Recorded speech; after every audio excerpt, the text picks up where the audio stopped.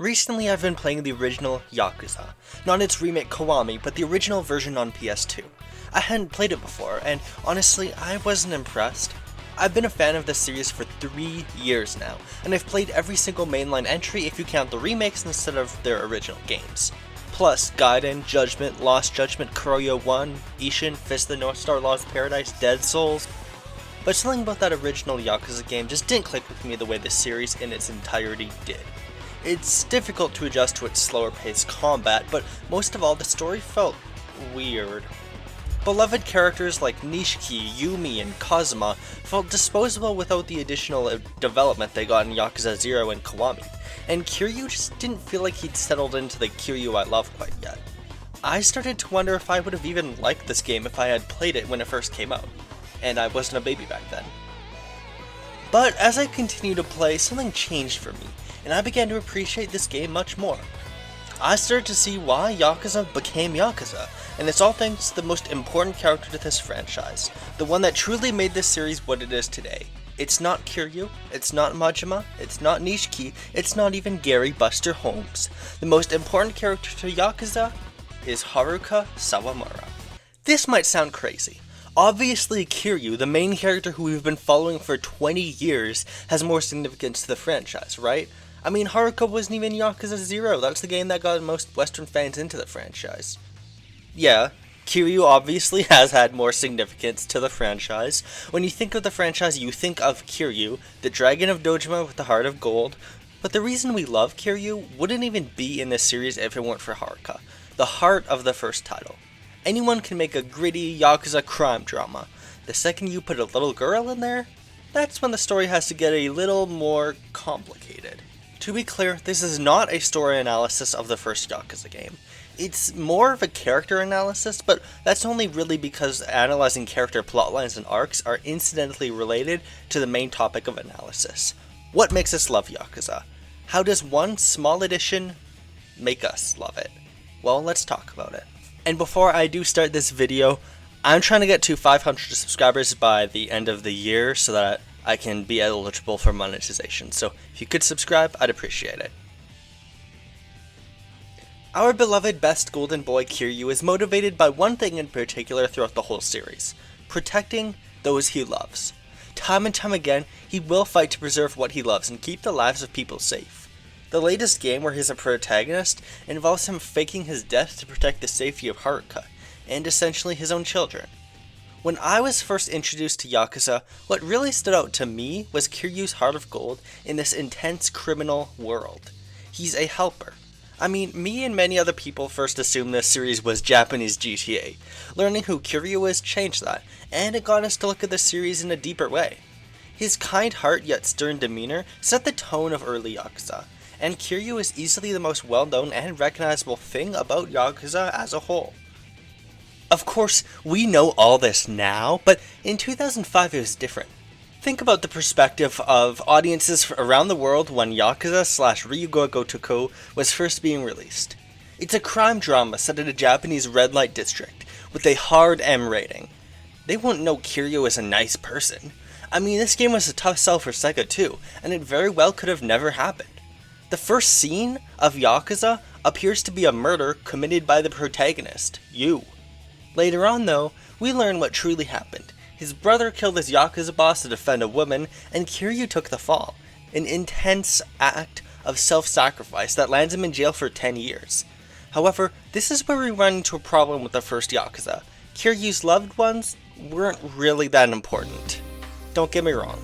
Yumi, Nishiki, and Kazuma were crucial to Kiryu in this first game, but his connection to them is not given the attention it deserves, and it doesn't change too many of Kiryu's actions in this game in particular, maybe with the exception of Yumi.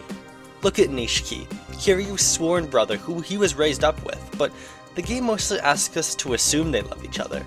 When Nishiki hangs out with Kiryu and Serena, it's brief, and the game tells us about the two characters' past together, but it doesn't really show how Nishiki is more special to Kiryu than a friend like Shinji, for example. Nishiki was infamous for not being very fleshed out in this game, especially before his heel turn, and his connection to Kiryu is most of the reason why.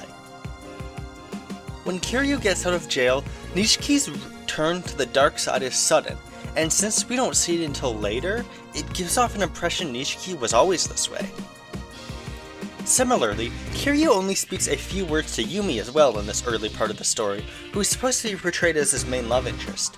When Kiryu later speaks to his father figure Shintaro Kazuma, or Shintaro Fuma, hey, I'm playing the American version, the conversation is brief. Next time we see Fuma, he's immediately shot. Look, Kiryu is a good person, we see him do good things, but he's ultimately a stern, stoic, or contemplative character, and hasn't become super likable yet. Besides that one decision to take the fall for his brother, the plot mostly just happens to Kiryu. He got out of jail, took the bus home, and now a bunch of Shimano guys or assassins sent by Sarah are after him. He now consults this sad detective man with a familiar voice on where to go next. All that changed when the Haruka Sawamura nation attacked. Haruka serves an essential role in the plot, and immediately anchors Kiryu to the story. We see Kiryu care for Haruka, and the relationship is much more of a plot focus as Kiryu gradually becomes more like a father figure to her, while still giving Kiryu breathing room and time alone for brotherly drama. Haruka's introduction serves as the first time in this series we're given a deep look into one of Kiryu's relationships that's not tied to the criminal life. It also ties Yumi further into the plot as well. A lot of the reason Kiryu protects Haruka is because she was the closest one to Yumi, and so we get to see more of what Yumi truly means to Kiryu. It's through Haruka that Yakuza's identity as a series is created, because the moment she enters the plot, it's not just a Yakuza story anymore. I think a great example of what Haruka does for this series would be the scene early on in the story where a group of ruffians is harassing a dog and you save him. It's an iconic moment for the series, because it's where we first see Kiryu fighting for someone who's weaker and smaller than him. But also, it's pretty silly. The guy has a jacket that says fart. They're literally throwing rocks at dogs for no reason. Remember, most of the game before this was just crime drama, so this is a very important scene in the series because it's where we're first introduced to some of the sillier parts of it. Thanks to Haruka, some humanity is brought to Yakuza. Sure, you might have run into some sillier sub-stories before this, but having a mandatory quest where you need to go to Don Quixote to get some dog food? Well, that's peak Yakuza. I mean, this scene was even referenced later in Like a Dragon Ishin. That's how iconic the concept of animal abuse is to Yakuza. Also, I don't know if the sub-stories in the first game were that weird. They certainly didn't have the baby one yet. In addition, this scene also shows us the character arc Kiryu goes through, where he gradually warms up to Haruka and becomes more of a kinder person. Kiryu's always been kind, but he wasn't always the person we see him as later on in the series. He's very willing to protect the dog, but after fighting off the bad guys, he needs convincing to feed it and fully intends to abandon it on the street afterwards. It's Haruka who convinces Kiryu to save the animal, and ever since, Kiryu's tender side begins to inform his character more and more. I know it's a different dog, but later on we see that the orphanage's pet is very important to Kiryu. Without Haruka, the tone of Yakuza would have been vastly different, and Kiryu would be a completely different person altogether. Honestly, I'm not sure if I'd like it as much. Is Haruka the most well-written and deep character out there? Not necessarily, but she doesn't need to be. She's essentially a plot device for the story, given her connection to the Tojo clan's 10 billion yen MacGuffin, but still has an incalculable effect on the story. Even besides what she adds to Kiryu. Cause really, the story wasn't even that fleshed out until she came along. When Kiryu is released from jail, he doesn't have much agency in the plot. Much of the intrigue surrounding the Tojo clan seems to disappear at the battle in their headquarters. It feels like we know everything there is to know about that Yakuza group. Its leadership is established early on when all the captains meet, and there's some vague rumblings about missing money, but there's not much of an actual mystery there yet, because it hasn't been connected to our main plot.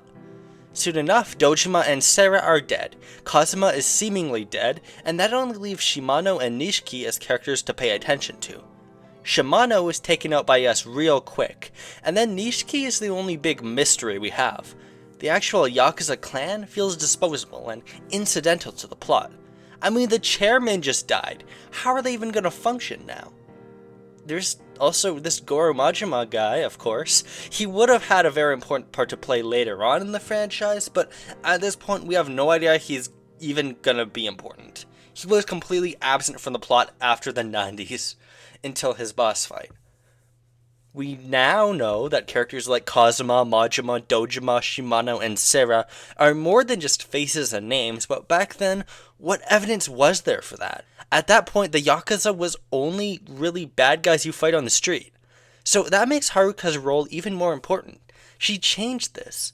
With her introduction, there's much more stakes, and the Yakuza drama ramps up once we're introduced to the Omi Alliance and the whole mystery around Nishiki. It gives us a reason to care about Nishiki as well. With Haruka's introduction, the Yakuza starts to matter much more in Yakuza, and above all else, the plot is more interesting when we slow down and see that Kiryu cares about someone. The concept behind Haruka is not an original thing. It's become something of a trope for games to have gruff, stoic dads as their protagonists. But still, something is special about how Yakuza did it, because having a child as the main character in your mafia drama fundamentally changes how you have to approach writing it. It's no accident that Haruka and the orphans have appeared throughout the series time and time again, because they're central to what Yakuza is. Look at Yakuza 0. Haruka isn't in that game, but Kiryu's relationship to Nishiki is more of a focus, and Majima's storyline is about protecting someone weaker than him in Makoto Makimura. That fleshes him out a ton. In Yakuza 4, there's Yasuko Saejima, and Akiyama protecting her is a big part of what gets us attached to him at first.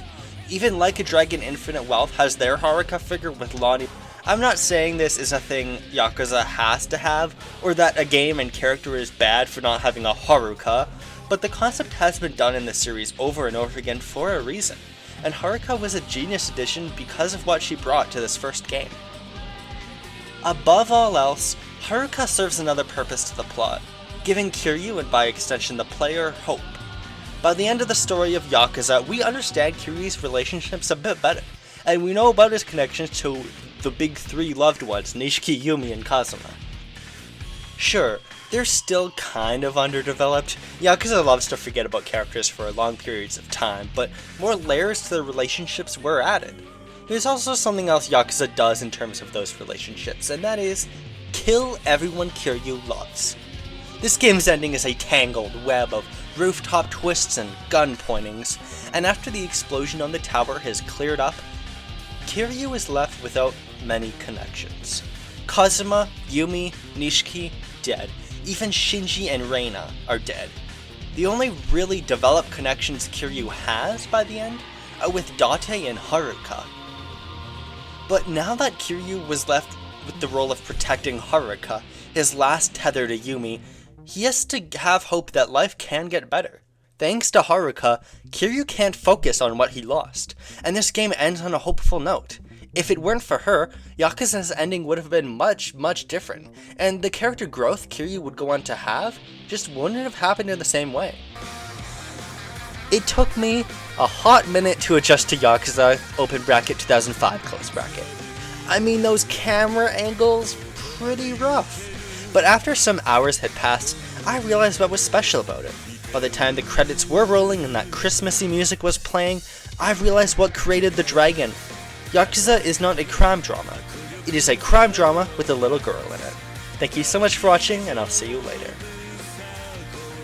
Well, if you're still watching now, hey, looks like my video had the intended effect. I appreciate everybody, but I appreciate you even more. I'll leave you with one final message to close off my video.